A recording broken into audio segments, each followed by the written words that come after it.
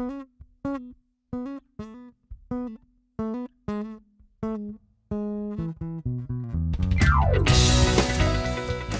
used the trusty 6-string. It's an Ibanez SR model 6-string. It's the first real proper bass I've ever bought.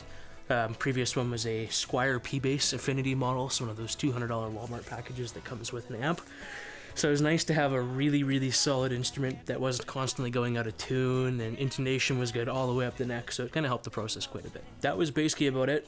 Didn't use any special amps or anything like that. We took a DI signal into the 1970s mixing console, and that kind of added a lot of sound on its own, so it was a good tone without having to mess with it a lot. I find when I'm playing live, there's a lot of leeway I can kind of have in the parts in terms of syncing up with all the parts of your drum kit.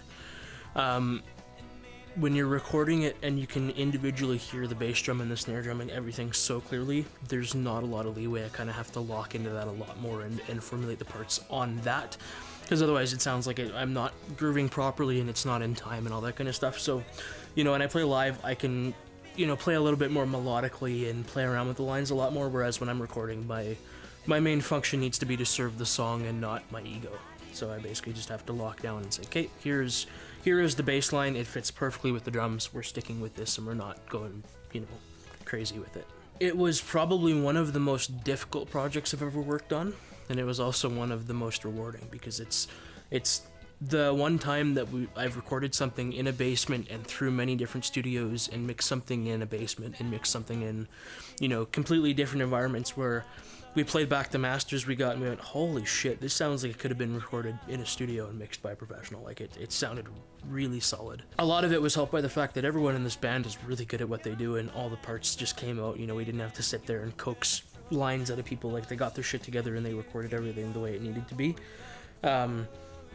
Part of it was the 70s mixing console. It was the first project I used. I picked up the board specifically for this project, so we'd have a really nice platform to record everything. And that in itself had a sound, and it brought out a lot of the recording.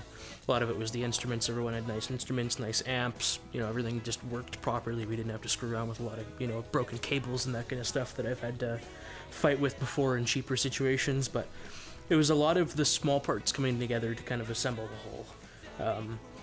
It was nice at the end. We went into McEwen Studios and we recorded, we did the vocal tracks, a lot of them, and we did piano. We used an actual proper grand piano for it, which was nice. And really nice Royal Ribbon microphones and really nice API preamps, and it was good to play around on the nice gear and, the nice analog console.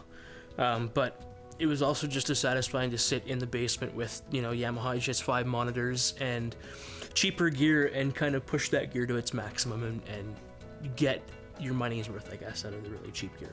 I'd say for the EP, my favorite song is probably Maybe, especially because it's a really cool bass line. It's probably the most melodic line on the album. Live, I definitely have to say Looking Glass, though, just because I've got a cool little part I do with Nate, and I'd say that's the funnest song to play live, just because it's kind of an exclusive thing that we do when we play it live. We didn't do that on the album, so yeah.